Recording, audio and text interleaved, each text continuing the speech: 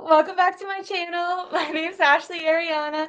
Today I'm joined by Jose Sanchez, who usually is here on Tuesday. Steph usually joins us, but she was at the game yesterday, so she's traveling. She might pop in for like 5 minutes just to talk about the game atmosphere and everything, but not exactly sure because she's hanging out with some siblings or some nieces right now.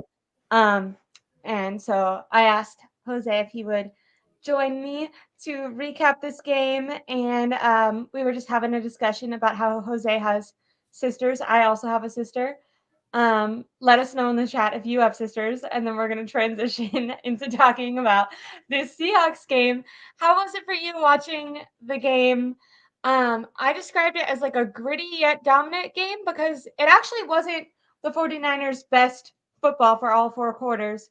There was even a little while there where the Seahawks were leading.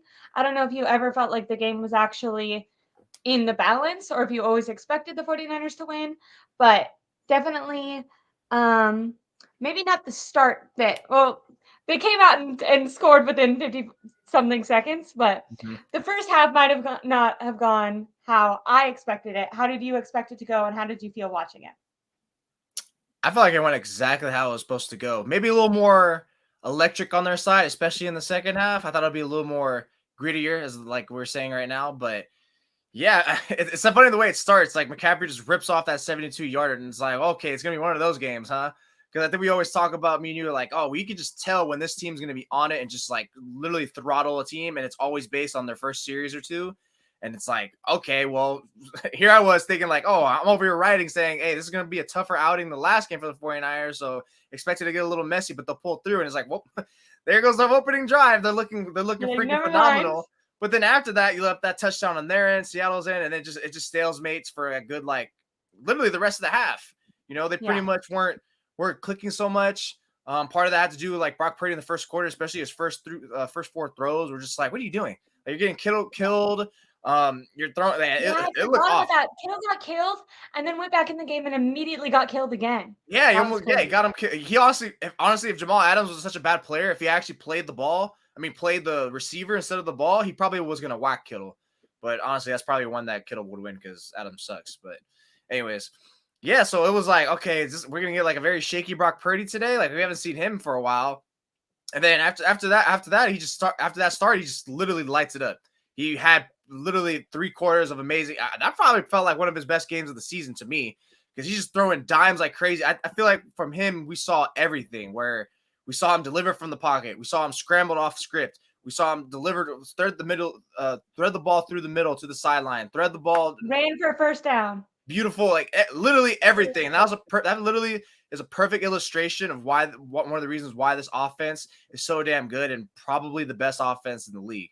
So yeah, in terms of it being gritty, it's good you kind of saw that. It's like, okay, they're kind of like a tough matchup, which a little bit kind of felt like the wild card round last year against Seattle, right? Where it's like, okay, the first half is a little tough. How are you going to bounce back? And they bounced back very nicely and just literally just put their foot on Seattle's throat, and Seattle never really had a chance after that. Was there like any point in the game where you thought that the 49ers could potentially lose, or did you always expect them to kind of like get it together? Because it didn't necessarily feel like they were, for me, I felt like they weren't in their rhythm for the first half. Like, it didn't feel like they were doing terrible. It just was like, you were like, okay, wake up, get it together. And so for me, I was kind of waiting for that to happen. But the paranoid side of me is like, oh, what if it doesn't happen all game? What if they just don't have it this game? Yeah. But I don't know if you were able to stay a little more calm and kind of expected them to come back and win at some point. Yeah, I think I had no doubt they weren't gonna win this game. It really again, I'm gonna keep saying this until they play the Baltimore Ravens. The only way this team loses is if they kill themselves. Really, they're going to be their own worst enemy. If more than any other team that they're going to face the rest of the way, I feel like it's going to be dictated more on them. So Purdy, take care of the ball. McCaffrey, your fumbles. Anyone else fumbles? Like you know what? That would have been a larger score if Ayuk doesn't fumble, because they're in perfect field goal range, and I feel bold enough to say that was going to be a touchdown if he doesn't fumble or the next play. So yeah, even though the score was like 2 scores, almost 3 scores. I said 34, and they scored. If they would have gotten a touchdown, would it have been 34? Basically, yeah. 35. 34.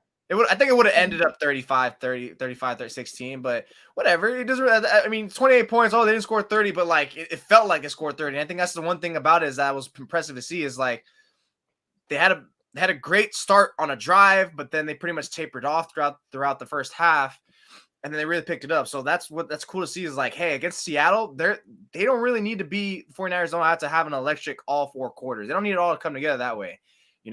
Hell, they didn't have that against the Eagles last week, right? Especially offensively, they didn't have a great 4 quarters. They had really a great 3 quarters, and that shows you how good of a team they are. Is like they're not a team where they don't have to be A plus like all four The whole 4 quarters. time. They can have like a think very average D game, F game for a quarter, maybe even a quarter and a half or a half, and then still come through with it. Because I think they're able to really lock in and not be mentally bent or mentally broken to like, well, we're afraid, we're down 10-0. Like, I really feel like that 3-game losing we saw where they were behind, like if they were to be in that situation again, I think it would be pretty fine now because I just really think they're focused in on it.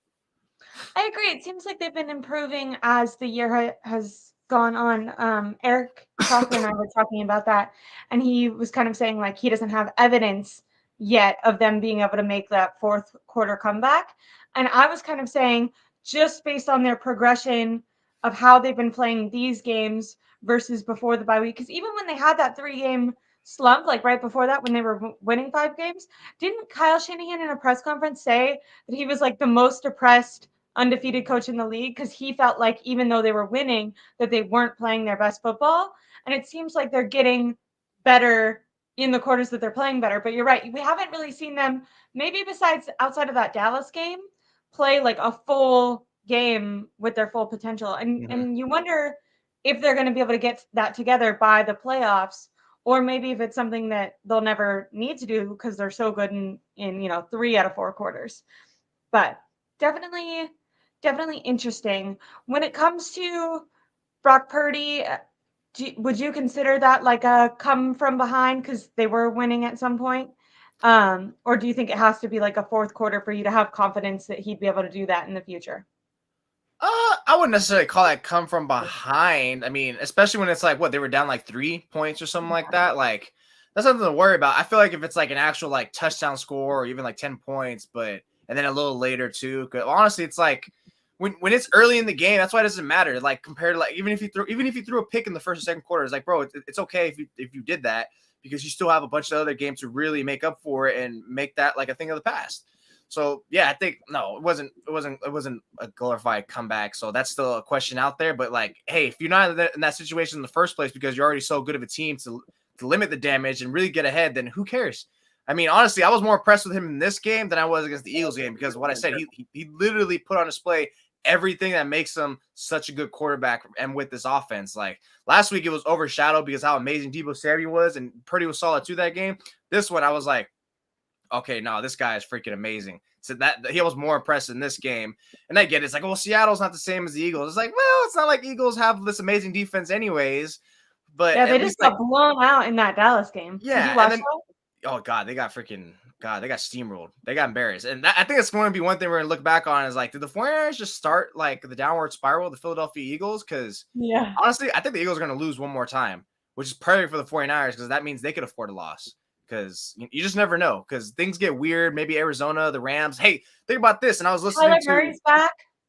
Yeah, I was listening to a podcast. One podcast I listened to is Guy Haberman and John Middlecoff, and they threw out there like, hey, what if we have like a flipped role situation from 2 years ago where week 18, Rams, Niners, one player fighting to get in the wild card while the other teams fighting to get the divisional game title. So that might, I mean, for the 49ers, that would probably be what the number 1 seed while the Rams are trying to get into the playoffs. So that's gonna be high stakes too. But yeah, it's just right now it just feels like all the momentum's on the 49ers side, and there's little reason to really doubt them. I completely agree. Really quick, I wanted because we've talked about him, but I did agree with you. I thought that Brock Purdy had a really unbelievable game, especially we talk about the offense kind of being stagnant for that first half. It felt like the game plan Kyle Shanahan tried to carry over was like the one from the Eagles, where he was doing a more Jimmy G like dink and dunk type offense, where he was relying on his playmakers to get yards after the catch, and that seemed to not be working against Seattle. Seattle seemed to, really have all their defenders up in the box. The runs were getting stuffed right away. The short dump off passes that normally can go for extra yards were getting, 1 to 5 yards max. And I felt like it was that dot to Ayuk that was down the field that kind of finally started switching around the momentum. Mm-hmm. There were a couple of good plays. The Christian McCaffrey touchdown. I think Deebo might have had a touchdown right before that. But those plays didn't seem like the offense got in a rhythm. It seemed like just like kind of fluke explosive plays by like really good playmakers. When Purdy threw that touchdown to Ayuk, I felt like the game really changed then. And he carried on doing that. I think he did it like 2 to 3 times a quarter for the third and fourth quarter. And I felt like that spread the defense out and kept them honest. And then you notice that those Christian McCaffrey runs were going for more. George Kittle got involved. I feel like whenever he's getting involved in the offense, you kind of know that the offense is being successful because that doesn't always happen. How did you feel about this game maybe strengthening Brock Purdy's case to be MVP? I think Christian McCaffrey you and I have talked about him being the MVP of this offense as a whole, but I wonder if with the emergence of Deebo Samuel last game and then this game kind of acting like he's the best player, if that kind of takes away from Christian McCaffrey's case and maybe leans more on Brock Purdy because he is the guy at least distributing the football to these playmakers. How do you feel about that? Do you think he should be in that MVP conversation?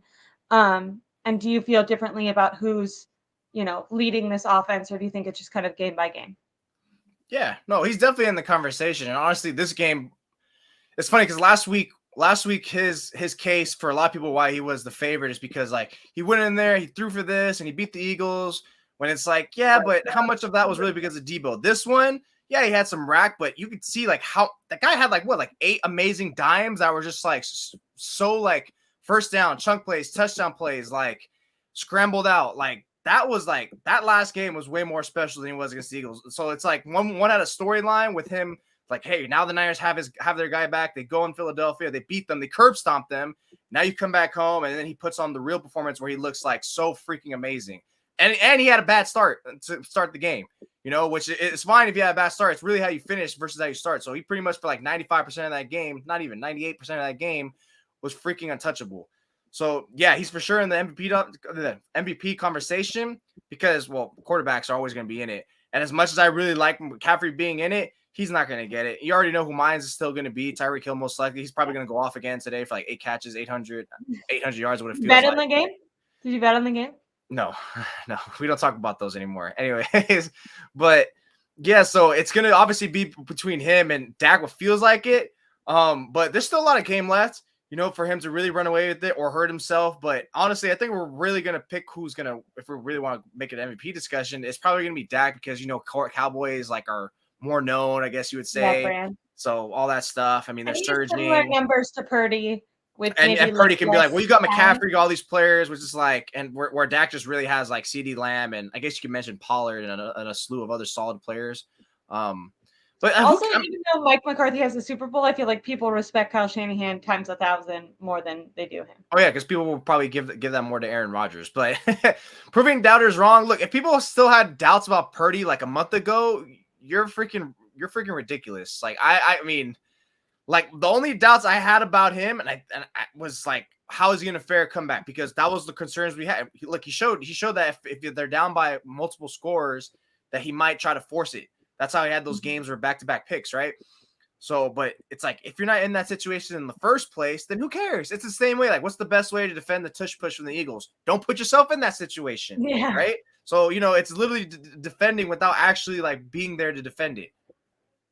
The only issue is I do expect at some point before winning a Super Bowl that the 49ers will be in a situation where they have to come from behind. But now, maybe not.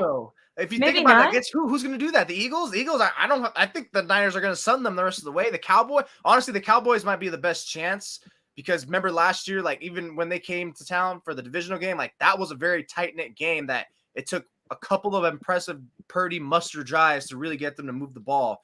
So that would be the closest one, but I just don't know how. I don't see who's really going to it's one thing to punch the 49ers in the mouth. There's another one to punch them and just continually keep throwing shots at them. Who's going to do that? The Lions? I don't see anyone. I don't. What if the 49ers meet with the Dolphins in the Super Bowl? The Dolphins are a high-powered offense. I think they're better than last year. The Niners all the way for that one. Talk about betting. I'm betting the Niners heavily. I feel like that would be fun to see. Like Tyreek Hill will get his number. Tyreek Hill will probably have like 10 catches for 180 yards, and the 49ers will still win like 21-31 or something like that. Okay. Honestly, like maybe Kansas City. The AFC, it's really honestly what's going to be crazy. Really, this is side note, but have you seen Patrick Mahomes complaining about referees? Oh, yeah, that's I think that's them cracking and being like throwing the lame duck. It's like, well, it's not really the refs. It's really your idiot teammates like Tony, MVS not catching that ball a couple weeks ago or whenever it was. So they're in shambles. I'm very confident the 49ers can beat any team in the AFC, and we already know they can beat the top teams in the NFC. Like, who's stopping them? You know, who's really stopping them? No one. It's really themselves. I'm just going to address the comments super quickly.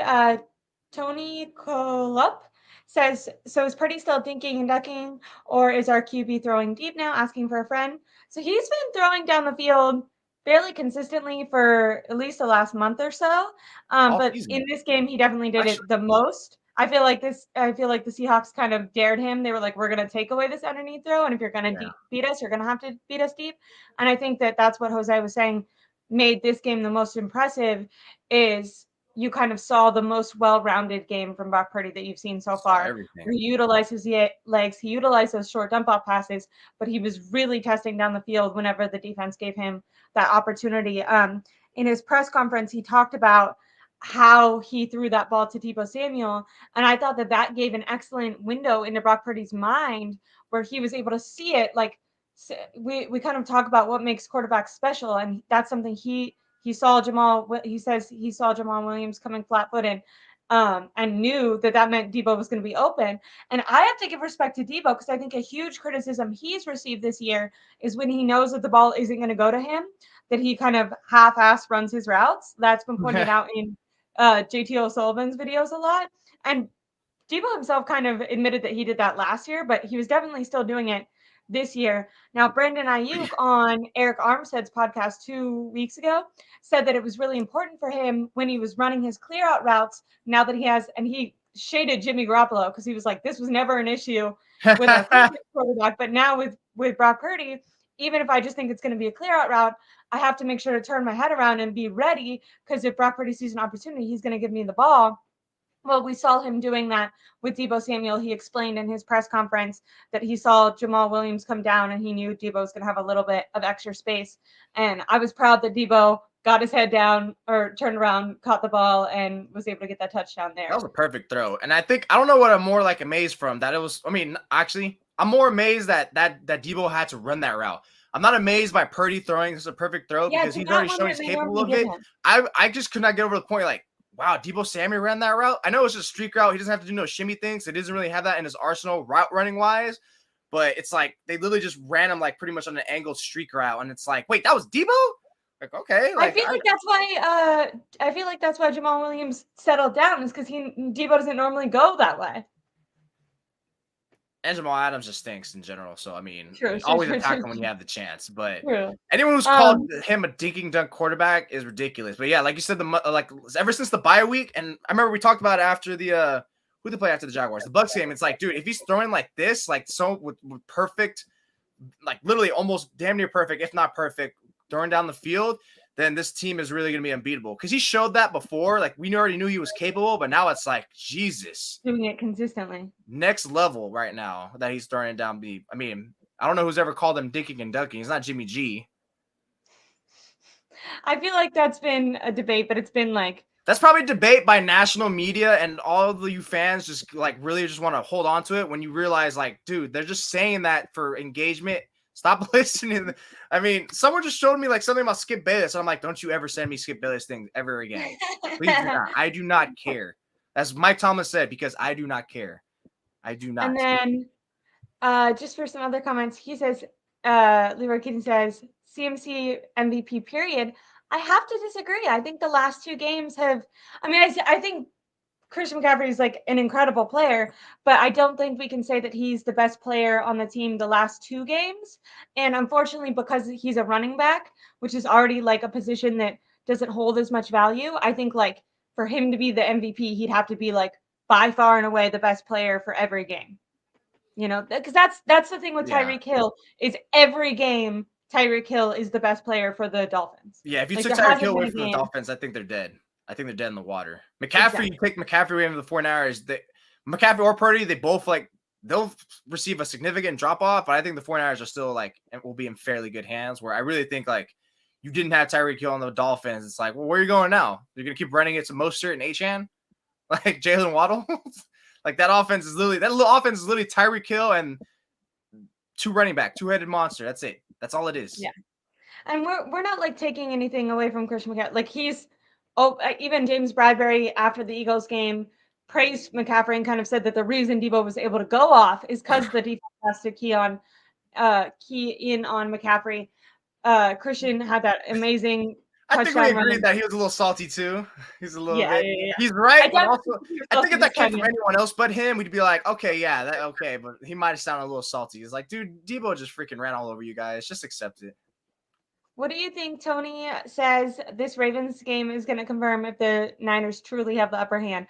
I I like feel it. like That's a good there's been point. too many games where people keep saying, this is going to be the ultimate test for the 49ers. I kind of feel like they have proven they have the upper hand, but it will be a good test just seeing them against the most mobile quarterback in the league and against a really good defense. Now, obviously, they're missing Mike Andrews, so I don't know how high powered their offense is, but I do think it'll be a really fun, good game. But I'm no longer doing this is the real testing. Like I think they've proven that they're No, yeah, that thing's really always good. ridiculous. Like the real tests, they're all tests. Every game's a test, basically. Like, all right, we're facing a lowly Buccaneers teams. Here's the litmus test. If you're a good team, you will blow them out of the waters. And they did that. And I think you should get credit when you do stuff like that. So yeah, I love this comment by Tony. This Ravens game will be the game. Like it really is, because this might be a Super Bowl preview. And imagine if the Niners get there and the Ravens do, which I think they will. All of a sudden, that's going to go a long way. He's like, hey, we beat these guys. We know what's up. We're seeing them again for a second time. So that's going to be huge. Yeah, because honestly, if that's the real game, that can only put stop the 49ers from winning out and costing them the 1 seed, which at that point, now you're back to hoping the Eagles lose again. So yeah, that's really the one. That's going to be a key one benchmark, I would say. The final one. I completely agree, and I thought I would really quick because it finally they had a little bit of a later press conference today, so I wanted to go over some updates from that. Javon Hargrave and Travis Ward's injuries don't seem that serious. Kyle Shanahan made it sound like they could be back for this game. If they're not back for this game, that they'll be back after that, which is pretty good because with hamstring and groin I saw injuries, the they can be Bleacher up to Report. I got a Bleacher Report status a couple hours ago that said Hargrave could miss several weeks, which is a huge blow. I feel like and then you got Armstead already on nursing one that he might be out. Kyle said for Javon Hargrave that he has a chance to play against Arizona. He said that right now, right? Yeah. Okay. He'll probably. Well, we'll see. We'll see if that's a game where you probably want to hold him out for if it's hamstrings, because that things are very sensitive. And then he's a big guy, hamstrings. I mean, I ran track and field and I had a hamstring injury and that shit lasted forever because I did not feel rest good for a few days, it can snap back. You need to feel good for more than a few days. So if it's hamstring, it's that might be one where maybe just keep him on ice for this game. I thought with both of those, groin and hamstring, because those are soft tissue injuries. And Ward's had groin injury history too. I thought that it would be smart, in some way, I thought it was good timing because even if they took 3 weeks off, they'd be back for the playoffs. And you just want to make sure you don't tear anything even more because these games are less important than having your star players, even though they performed well without them. You don't want to test that in the playoffs. It's also a reminder that the first seed is really so pivotal, so crucial, because that 1 week of rest, injuries, everything, literally everything. There's a reason why 80 to 90%, maybe it's even a higher percentage than that, of first round teams make the championship game. You need that. Reduce one more game, rest. All we have is one game to get to the championship, and we're good. We saw how desperately the 49ers needed their bye week when it came earlier this season and how much better they played coming out of it. Like, it's that same sort of thing. They It'll need be almost that. like another middle point since pretty much their bye came in the middle of the season, and now it's like, all right, now the season's over because we played another second half of games. Let's take one more break and I come think back. it's the So same amount of time, right? Like, it's spaced out. If they got that week, I just think it'd be about. 7 weeks or 8 weeks or Yep. something. Yeah. And then Oren Burks. So I was going to say ovarian. Apparently, I'm talking about anatomy now. Oren Burks will miss a couple weeks with a knee tendonitis, which means Demetrius Flanagan-Foles will have an opportunity to continue to be in for him. And then other updates is that Spencer Burford, Darnell Loder, and Elijah Mitchell are all expected to be back at practice. I'll be interested if they keep Feliciano in for Burford because he's done really well in his place. I kind of felt like this might be like a trial period while Burford was out to test if Feliciano could be more of a full-time starter in that position because Burford was already struggling. But it's good that those three players are back in practice. The Elijah Mitchell one scares me because I'm like, oh my God, if he's back in practice and he's able to go, Kyle Shanahan is going to start him over Mason again, even though Mason averaged 5 yards a carry again. Like, he's so good. I don't know Most of his why. carries came when it was like towards the end, though. It didn't all come like in the beginning so much. He got Right? that touchdown. Well, that I I mean, know it was you could 3 have ran yards. through for that touchdown. I know. I know. But I thought he did well. And it does seem like if Elijah Mitchell's not literally out, that like Kyle Shanahan has to have his hands tied back in order to play Jordan Mason. But yeah, so Burford, Darnell Luter, and Elijah Mitchell will be back at practice this week. And then Kyle Shanahan also said that he's considering leaving Deebo Samuel in as punt returner instead of Ray McLeod, even when Ray Punt McLeod is returner or healthy. kick returner? That's what I'm talking about. Don't worry. Jeez, he got whacked on one of them. How do you feel? How do you feel about that? No. I mean, maybe if it's I don't like him being as the indefinite guy. I like it when like, hey, like it's 7-3, we're Setting the losing tone in type second of thing. quarter. We need a spark. I like one of those, like selective. Use them selectively, not indefinitely as like the constant. Like, I don't like that at all. Like, dude, like, and plus how many of these kicks are really like, come on, dude, like the odds of him taking it back. How many have actually gone back this year? Like 3? It feels like it's been the least amount I've ever heard in like years, actually. It's not worth it. It's interesting because I like it, and you assume he's gonna break one, and that will be a really nice play. And I think just other teams seeing him back there does kind of set like a really physical tone for the team, like right off the bat before they're even playing on offense and defense. But I kind of agree with you. I think maybe it's more impactful when it's like sporadically thrown in there versus consistent because you just don't want to. I mean, you're paying him like $25 million. You don't want to And risk the him way being he's playing right now, he's 2021 Deebo. I'm pretty safe to. I feel confident saying you cannot afford to lose him now. You can't. I think if they lose him, winning the Super Bowl becomes less likely now. He's that critical right now, and it's funny because this is actually a foreshadow of what I think I'm going to write today. If I want to write it today or tomorrow, this is the vision that the 49ers had when they acquired McCaffrey. They wanted.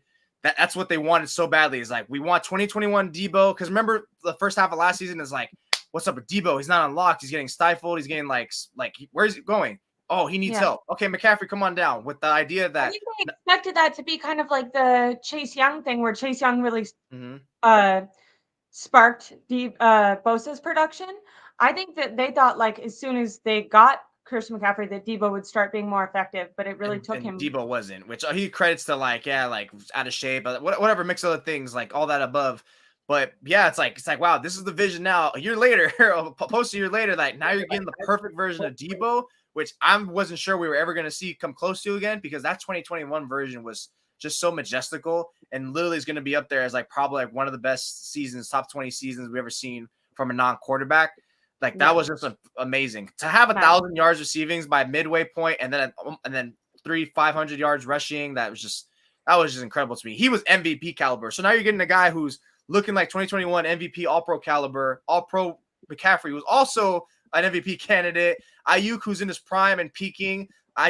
Kittle who's still an anchor. Like, what the hell? Like, who's stopping them? Like, even if you stop one or two of them, sure. They still have others they can go to. And if it's just those two, like Ayuk and Kittle, like, okay, Jennings, give us 3. Or, Mitchell, give us 5. Like, it's all good for them. It's fine. It's really a rags to riches type of deal right now. So yeah, that's why I kind of like, when you think about him like kicking off, I get it. If you're down 10-0, you need a spark.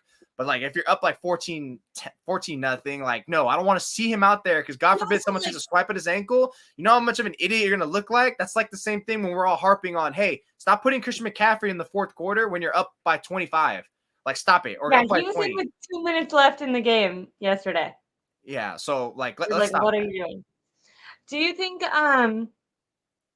he's actually playing more effectively than Ray Ray, or do you think it's just a mental thing? Because I don't think he's actually returned anything that much. Ray's been out, hasn't he? He's been hurt and stuff like that. I know, but I mean, like when Ray Ray was. Ray's actually been a solid kick returner. I think because in terms of who else you're gonna put back there, Ronnie Bell. Yeah, Bell has not been. I'm not sure who's even actually a very like capable guy. So it's like, let's put him there. But yeah, I think at that point it's like, just don't do it. And at least the thing is about Kyle, he doesn't want. I think it's so much not about special teams where I want to spark or I want to score. It's just, don't ruin this for me. Who can I trust to do that for me? Oh, Deebo. Here you go. I don't know. I think you should start leaning on special teams for a spark more often, because that Mitch Wasowski play. Mitch Wasowski? I can't say that. Well, Mitch went acapella. Mitch went AWOL on that though. I know. I heard that. I heard him talk about that. That's so cool. That's insane. That's hilarious. That's why I bet that's why the Ronnie Bell thing. Like, they weren't prepared, like the rest of the team. I'm surprised there wasn't other holding calls, because Ronnie Bell got slipped, so I think that was a bullcrap penalty in the first place. But I saw that. It didn't look like a block from the. It looks like he just fell and like slid into his leg. So they did that because he I don't know. I mean, I guess if you want to really make it judge on intent, like, okay, did it matter that he did that intent? I don't know. Whatever. Yeah, it felt. I don't know. To me, that felt very ticky-tacky. I agreed. When I first heard it, I was like, Bell, what the heck? And then they replayed it, and I'm like, well, he just fell into the guy. But I don't know. I guess they probably don't want people to like repeat, like to pretend to fall, basically, and do that. Yeah, I don't know. Wrestlers just be always janky. At least that happened at a time where the Niners had a lead and they weren't like, behind. What do you think could slow down the 49ers and stop them from winning a Super Bowl? And do you think that this is a Super Bowl or bust year with how the rest of the NFL is looking right now? I mean, we just saw the Chiefs don't look very good. The Bills finally won, but they've had an up and down season. Joe Burrow's out. We still have yet to play the Ravens. The 49ers have dominated the NFC. Do you think it comes down to their own internal motivation, maybe emotional letdowns or whatnot, injuries? Speaking of emotional letdowns, Kyle, I feel like people try to say that stuff is bullshit, but Kyle, I don't know if I'm allowed to swear, sorry, BS. Kyle, in his own press conference, said that he thought that the reason that they started slow was that they were burnt out from last week and that there was a bit of an emotional letdown. That's a thing. So this team is like for it being all veterans, 90% veterans and stuff, they are very emotionally driven. It's kind of funny. Like, all you guys are paid. You shouldn't be relying on this, but it seems to have a big impact on them when they are, going all out with their effort and energy. They're really motivated. And when they're kind of taking it easy, it's almost like they expect to win or something. Yeah. It's not just them. It happens to everyone in every sport, really. I mean, shoot, like we can even go to basketball. The Warriors, they get up for the Kings, but they're not going to get up the same way for like the Charlotte Hornets or something like that. That's not the same. Or the night, like this happened early in the season too. Niners got up for the for the Cowboys, blowout win, celebrate it. But it's even with the crashing down, like they say, Super Bowl hangover. That's like the week hangover of like you got yourself up for this game. It meant something, and then you went to the Browns, which they didn't play necessarily a piss poor game, but that didn't look like the Niners we recognized too much, right? So that might have been like failure to get locked in. And then remember the videos of, like the Browns coming out copying the Niners intro, so they were hyped. Yeah, so they were ready. They were that matters. Like really, like getting yourself like into a mental space. Like think about like me and you go to the gym. If you're in the mental space to really want to work out, you have a better workout than forcing yourself, right? So like in anything in life. So this applies to it all. So that was huge. And the fact that he came out and said that, it's like, yeah, like we're not just making shit up. Like this is actually a thing. So luckily, like they're such a good team that they can come out of like a poor. I mean, not by their standards, I would say a poor first half. By their standards, because it really wasn't a poor first half, that they can overcome it. And so you saw right there that they literally are the only reasons. They literally are one of the ones that will slow themselves down. It's not anything else because I didn't come away from that game thinking, man, Seattle's doing all this to stop the 49ers from looking themselves. It's like, no, it kind of feels like the Niners are looking a little janky. And you could probably say that about all the 3 losses too. I mean, maybe the Browns, because the Browns had an elite defense and they still pretty much do. And the Bengals with Burrow were really clicking. But yeah, for the most part, you can say about the losses too. It does feel like when they lose, it's more of them not living up to their play standards and maybe not like coming in with as much. Oh, you were talking about emotion with as much emotion as they normally do versus the other team finding out like a strategy to stop them. Like normally when you're watching, you're not like, oh, this defense is doing so good. You're kind of like, why is this offense not getting in a rhythm? Why are they not spreading the ball out? That type of thing. Yeah, and you got to remember too, they had the Seahawks were in desperation mode. They still are, and they had 3 days rest. So the fact that you kind of took like their punch, they did punch you in the mouth. Drew Lock was actually pretty solid, surprisingly. And at first, was it the touchdown pass or it was the pass to DK? That was pretty. That was sick. Ambry Thomas had great coverage too. There's not at that point. It's just like, all right, man, good rep. You whooped me, but I'm gonna whoop you the rest of the game. That's what he did. That's what Ambry Thomas and Diamador Lenore did. Do you think that not DK? Do you think that we'll get to him? Do you think that Geno would have done any better? I thought I didn't really notice. I feel like I've just been kind of unimpressed with Geno, but I felt like him and Drew Lock seemed comparable in yesterday's game. Like I feel like Geno would have played just as poorly or well, Yeah, it feels like that's something they expect a lot of times from backups when they play their first 2 games, especially the first game. Like they'll always look good because there's no film, no one's really prepping for them. So backups having 1 game where they have to start like looking good is not uncommon. That's kind of why last year when Purdy came in and looked really good against the Dolphins and then against the Bucks, I was still like kind of fading him. I was like, okay, he looked that good against the Bucks with blood on his face. He might be a fluke. And then he went on a short notice, hurt oblique, and still looked impressive against the Seahawks. That's when I was like, okay, yeah, I'm not doubting him anymore. So same, but at least with Locke, it's like, okay, we kind of know what you are. Like even when Jake Browning, like okay, wow, Jake Browning's actually might be actually decent. Like, whoa, what the hell's going on with Cincinnati? So, but yeah, even with him, I want to give him more time because that kind of happened with Josh Dobbs, right? There was like, he had like 3 games where you were like, oh, okay, he looks really good, and then I'm not crowning Browning or nothing. It's just like, wow, okay, well, that's okay. I did not see this coming. I thought the Bengals are dead in the water. Now they might actually make the playoffs, but I digress. So yeah, just like. It's like you took Seattle's best punch with that, and you still just came out prevailing. I mean, now you're going to face a very lowly Arizona Cardinals team, which Kyler Murray is going to be a force. You're going to face a massive upgrade there, and he always gives you problems. But I think that's going to be a great warm-up, right? Because then after that game, you got to face Monday night at home against the Baltimore Ravens. So that's a great warm-up. And speaking of like days rest, the Cardinals are coming off a bye week, but they just feel very talented, depleted. Because who the hell is Kyler Murray throwing to? Like he's got a good tight end and Marquise Brown's hurt. He hasn't been much. So it's just, it's about the 49ers themselves. Don't play down to your opponent because our Cardinals are such an easy team that you can just be like, Cardinals? Like, come on, dude. Come on, man. Like, who's going to take them seriously? And as fans, you shouldn't, but that team needs to. Like, they need to lock in because that's a divisional game. Like I said, things get weird. And because of that, that might just, maybe the Cardinals feel fired up to come out. Divisional game, they want to win. You just never know. There's no way I see the 49ers losing, but this could be, again, another thing where it's like, okay, it's kind of sloppy and you pull away, look good for the end. And you also want them to play a good game because you hope that like that'll help minimize injuries. The more sloppy you kind of feel like then they have to start to press to kind of come back.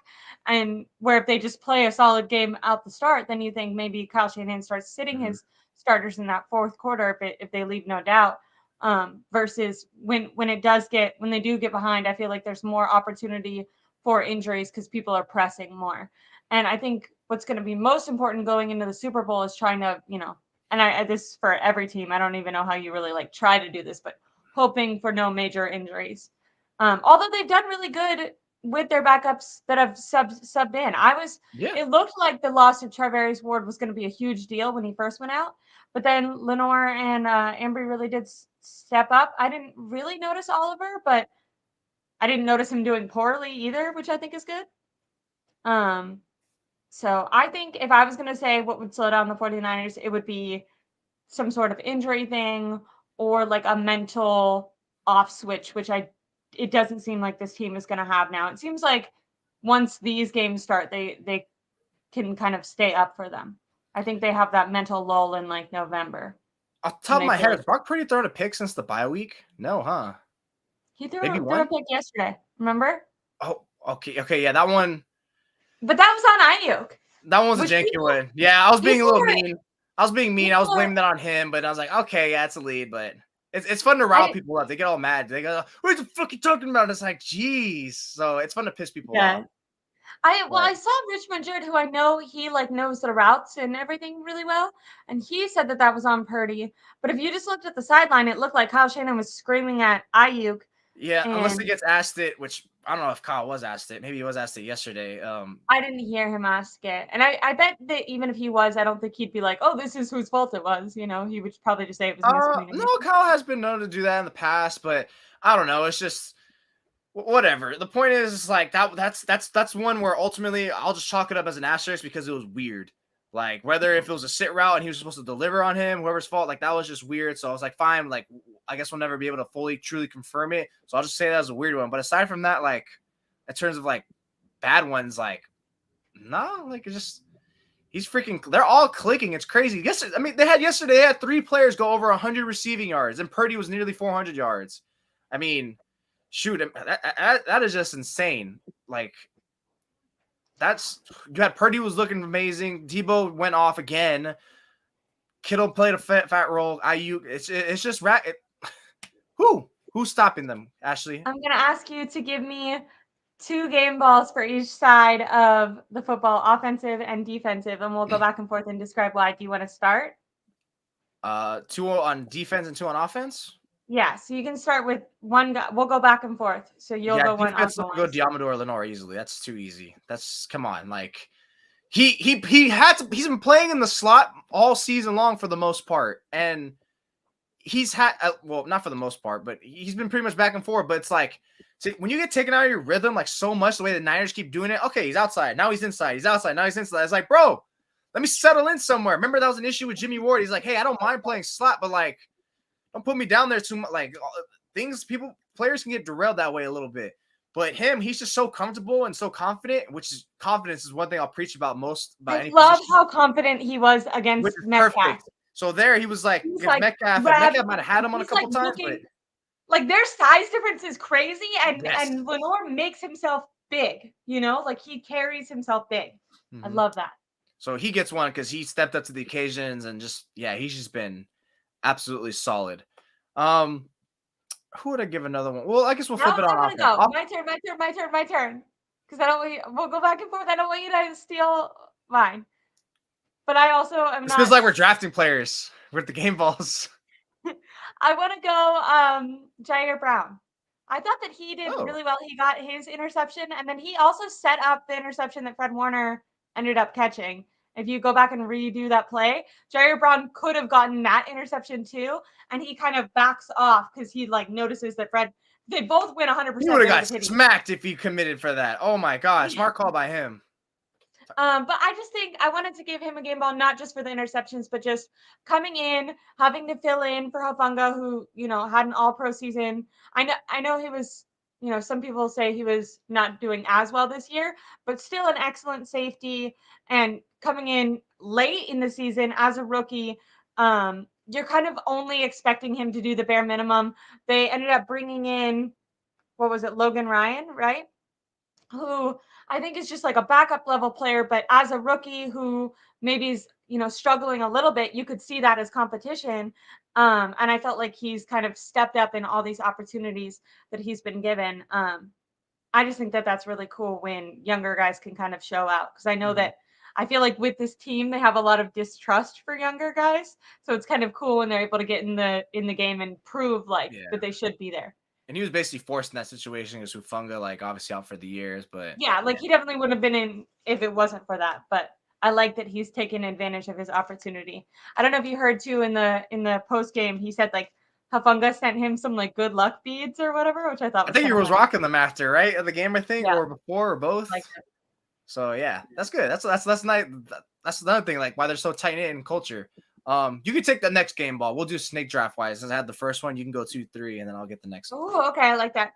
Yeah. So, Should we stick on defense or go offense now? Like, should we each do one, or do you know what I mean? Offense. If I was put together, I would have had this segment figured out, but we're doing it live on air. You said I should go offense?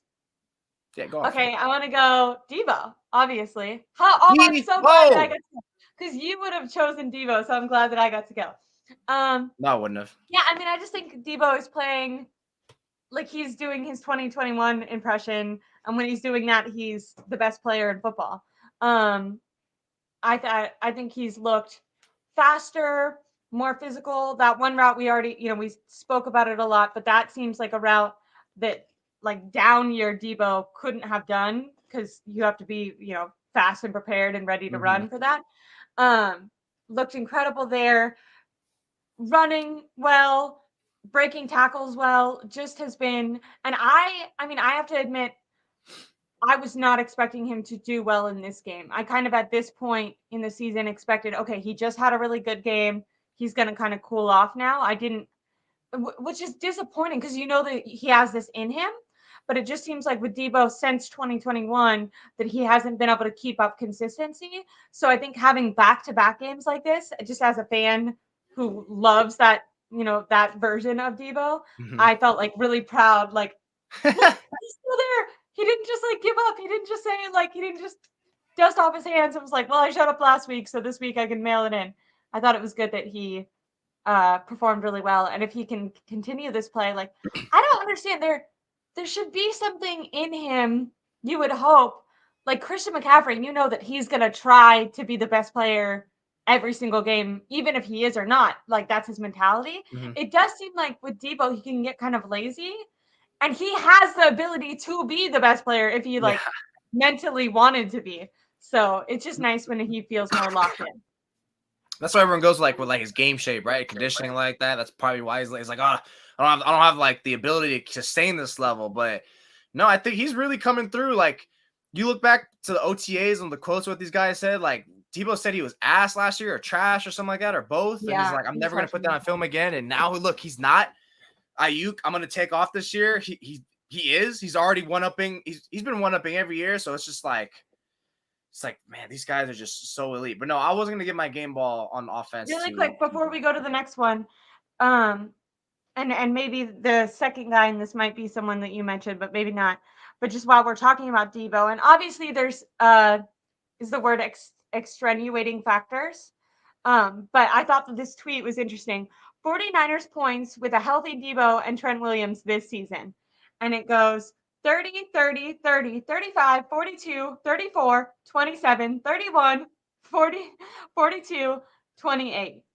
So the least amount of points that they've scored with both Deebo and Trent Williams is 27. They've only scored in the high 20s twice. The other times they've scored at least 30. They've scored above 30 multiple times and in the 40s twice as well. And they also win. Yeah. They lose every game and they're not. They win every game when they are. That's so crazy. I don't know. I just saw that and that's crazy. Like, exactly. Without them, it's 17, 17, 17.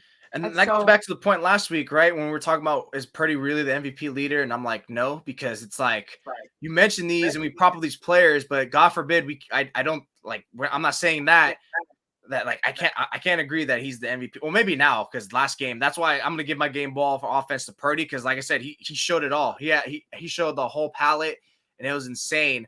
But like that same way you said too. You're right. Huh? You're right. That was good job. Yeah, I wasn't gonna pick Deebo. I overlooked that. Yeah, no, Purdy, that guy was just slinging it, and the fact that he wasn't just slinging it, that he was doing it for everywhere, like rush, scrambles, off script, like literally everything, and it was so impressive. Like, he played so much better this game. Like, he looked. I mean, that was probably part of the game plan. It's not like the game plan was to really just like, we're just gonna drop back and throw it like that heavily against the Eagles, because the game plan last week was perfect. Like, we need rack. Because why? The Eagles pass rush is freaking scary. Let's tire them out, and then let's try to like maybe dip back and like get the throws, which he did. But this one was just like, my God, on another level.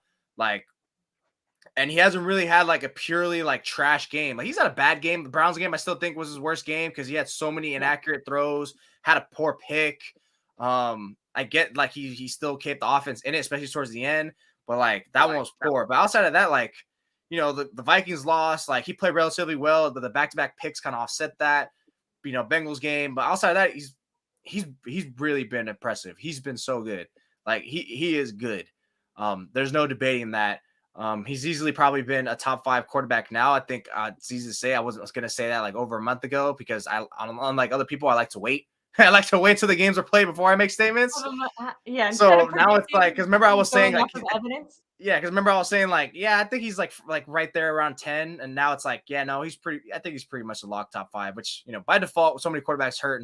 But anyways, so yeah, game ball, he gets it right now, and if he keeps looking like that, then it's gonna be hard to take away. Because like even a few weeks ago, when we're talking about what's gonna take for him to really steal it away and win it, it's like, well, he's gonna have to not only win games but look really freaking good. Like that Seattle game, that's one that really like helps like him like really propel himself higher than how he looked against the Eagles for me. I was reading the comments, and someone I think maybe disagreed with my Brown take because he said that Brown missed a tackle against backup tight end. I'm not saying Brown is like on bad, all pro right now. I'm just saying as a rookie coming in at the end of the season, filling in Hufanga. Hufanga missed tackles sometimes. Fred Warner misses tackles sometimes. What I'm saying is his good plays are far outweighing his bad plays, and he would have been in the game if that was something that they expected. They clearly expected that he was going to have more bad plays than good plays, and so far, his ability to get the ball to the offense has been more effective. I mean, if Ayuk doesn't fumble, then Jair Brown gave the 49ers 7 points right there because that was a touchdown. So yeah, so it's been that context is like he's been really nice. He's been really nice. Arrow's pointing up, which again, that was to be expected too from him, right? That he's going to be a rookie. He's not expected to be in the situation, so it's going to be a roller coaster ride. You just hope you have more highs and lows, and like you mentioned, that's pretty much what it's kind of been with him. Exactly. Do you want to give two more game balls, or are we good? Do you think with the game balls? I think we're good. That pretty much knocked them out. When we're doing 4 combined for us, that's pretty solid. We pretty much knocked them. We don't have to just give game balls to everything. Coaches don't do that. I agree. We'll do some honorable mentions. Quincy says MVP for Trent. I agree. Trent, I mean, he gets enough love because everyone talks about him and says he's the best player in football a lot of times, and definitely one of the best O-linemen ever. But reading off those stats, it's important to, it wasn't just Deebo out. Trent Williams was out, and him being back has done wonders for the offensive line. The offensive line has been shaky, but when you think back to that Deebo play that we keep referencing, they blocked incredibly well for that play. He deserves his love. Christian McCaffrey still had an amazing game, even though I don't think he was the best player on offense yesterday. I do think that was Deebo. He did still do extremely well. So those are some honorable mentions. The Actually, last thing think about that we have 2 players on offense that are being mentioned as MVP candidates. Like, isn't that alone like sick enough? Like, should be like, wow, that's sick. But like, God forbid you can't say like, I don't think they're a leader. Like, just because you don't think they're a leader, no one's saying they're bad. Like, Jesus Christ. Like, when did the MVP all of a sudden become such a freaking like thing for like Niner fans? Like, I thought the goal was Super Bowl. I've been hearing more discussions about stupid MVP candidates than the freaking Super Bowl itself. Like come on, man. Like, let's chill out. This is kind of pretty much, it's probably going to be Purdy, or it's going to be Dak, or freaking who knows. Like, ultimately, no one gives a damn about these awards because all that matters is number 6, right? And how you keep going. Yeah, they would all give it up. They would they would gladly have none of them win the MVP if they won the Super Bowl. The fact that they're in it alone is already crazy because no one expected that from either of them. No one did. And that was back to the question like 10 minutes ago. You said like Super Bowl or bust. Like, honestly, the expectations going into the season was already that in the first place. So I don't know why I'm seeing like, oh, now it's definitely like, no, it always was the case. Like, it's been always was the case. But now, like, yeah, for sure, I'd say like it's definitely emphasized more because of how they're looking right now and how much they're really a cut above the rest. Like how you mentioned, like, oh yeah, like the NFL is down. It's now it's like expectations pressure really hits you where if you don't win the Super Bowl, now it's like, okay, that's very rough. I completely agree. Okay, we're gonna end it. We briefly mentioned refs in general when we were talking about the Mahomes complaining, which is just ridiculous. They need to understand that they're the Chiefs. They get so many calls. It's just very cat calling. Is it pot calling the kettle black? What is that saying? Yeah, I think so. Yeah, something like Yeah, that. but refs also were involved in the 49ers Seahawks game. 2 players got ejected, DK and Lenore. How did you feel watching the little scrummage between Fred Warner and DK? Seemed like all game the players were in DK's head. He is, in my opinion, and maybe this is subjective and he's a Seahawks guy, so maybe I'm biased, but he is just the biggest crybaby. I would be so annoyed if I was a Seahawks fan because, like, he's a good, talented player and he takes himself out of the game with his emotions. And I was frustrated with the announcers because they kept kind of being like, they're not giving DK his opportunity. I'm like, he's getting locked up. They are like, he can't get the ball because when they throw him the ball, it's getting intercepted or bounced away by these freaking 5'9" dudes. Because for some reason, this guy's in his head and can't, even though he's talented, can't freaking get the ball.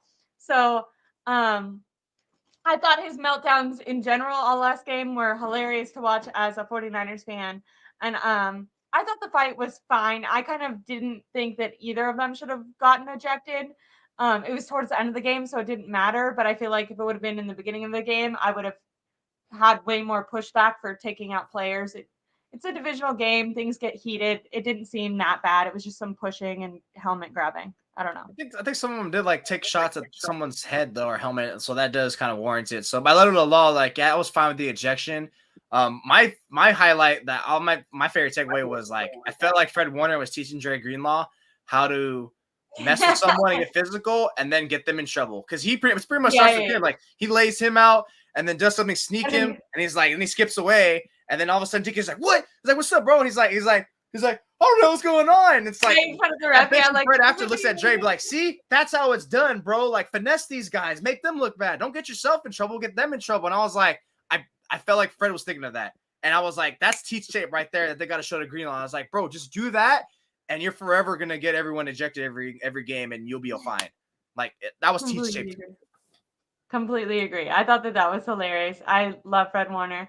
I like when you start seeing, like, the kind of clean cut players get a little gritty. Like, I feel like Fred Warner, Christian McCaffrey, you always expect them to have, like, their button-ups, you know? So when you see them getting into Fred it a Warner's little. sneaky, like, as a shit talker, though. Like, he be going on, like, a lot of times, like the way he flexes and stuff like that, like, just those subtle things can get in those guys' heads. Like, yeah, what's up? Like, dude, it's just like, I just punked you. I punked the shit out of you. Ah, I love that. He's a monster. It's gonna be a fun game against the Cardinals. I wonder if it'll be a complete blowout or what, but it'll be fun to see. Is it gonna be a fun game? I wonder, have they already been, like, there's no more extra penalties after that, right? Like, they can't, like, hold DK or Lenore out or anything, right? No, they won't get suspended, but maybe a fine. But yeah, who cares? It'll be all right. It'll be all right. It's the Cardinals. Well, I think that's it for today then. I'm going to look at the comments again really quick. DK cries a lot for he's such a crybaby. You know what's funny? How him and AJ Brown are fat crybabies. It's insane, or like get so emotional. Completely. And they're both for teammates. All miss. That's the funny part. Well, there you go. They got to teach. I know even the broadcast people, they were saying like, oh, Pete Carroll has to take DK in and talk to him about controlling his emotions all the time. Dude, if I was the Seahawks, I would be so over that. I'd be like, get it together. You are making $20-something million. Get it together. It's just something that they're gonna accept and take with the same way the Warriors do with Draymond Green. A bunch of these people are talking about Mitch Wisnowski getting a game ball and not to sleep on him. We did have a little segment on Mitch Wisnowski. We gave him a game ball if it counted. If it counted, I would have. If it counted, but it didn't. It wasn't on him, though. It wasn't on him. I hope. Hey, it doesn't matter. The play doesn't count. I hope he does that again. I don't think Kyle did not count. I hope he does it again. I don't think Kyle will ever call one of those, but nope. I hope he does. Oh, that was okay. Fights refs. I don't know if we can fights refs / time management. I'm going to ask you one last thing before we say goodbye. I'm going to read these because then after you answer this, just found your channel and sub. Look forward to seeing what you bring to the table. Cheers. Thank you so much for joining. I really appreciate it. I also saw on Twitter, someone said, long time no see, Jose. I stumbled across this video on YouTube. Looks like you're doing well. And now he follows us both. So someone is saying hi to you specifically, Jose. Thank you so much. I know if you can see that, I'm getting dark in here. It feels like I'm in a cave. Okay, the last thing before I let you go into your dark cave is did you understand why the heck Kyle Shanahan didn't accept the penalty, so then got the extra 10 seconds? He had 45 seconds left on the clock, plus a 10-second add-on, plus 3 timeouts, and the announcers made it seem like he was gonna use that to try to score, and instead he ran out the clock and went into the locker room right before Uh, halftime. yeah, you probably want to call a timeout so you can salvage time and try to drive down the field, but I don't know. I kind of felt like that point, like maybe like he just wanted to get his guys in there because like the fact that he cited at post game, like yeah, like we were kind of like emotionally gassed in that first quarter or first half in general. So I think at that point he just wanted to get his guys in there. Like, look, we got all the bad funk out, and I think he just wanted to lay it into them and just let them know like, hey, like great, we can't like we escaped with that in the first half. That's not gonna fly in the second half. Let's wake up. So I kind of felt like one of those things like we just gotta get in there. Because as again, like it's not like they were getting like steamrolled themselves like the 49ers, but they weren't playing up Yeah, to the they just had to standard. reset. They were playing up to the standard. So I think that's one thing he just wanted to get in there and just chin check his boys, like just throw a little cold towel on their necks, be like, wake up, like let's come on, we're playing a game here, let's go. And then sure enough, they come out and they just like it's over by the fourth quarter. I like that. Okay. Everyone, make sure to like and subscribe to this YouTube channel and this video. Follow Jose on Twitter. He's going to be posting his articles later on tonight. And for the rest of this week, he had two that I read yesterday that were really good, recapping the game and going over some other standouts that we didn't discuss on here. So make sure to go read those. Sometimes what I like to do is read his articles and then use them as topics for the show. Um, so if you're reading it I'm and gonna you're like, start hey, this charging you. kind of sounds Just familiar, kidding. it's because I was cheating. But thank you guys so much. I really appreciate you. Like I said, like and subscribe to this channel and follow Jose on Twitter and have a good time watching the Monday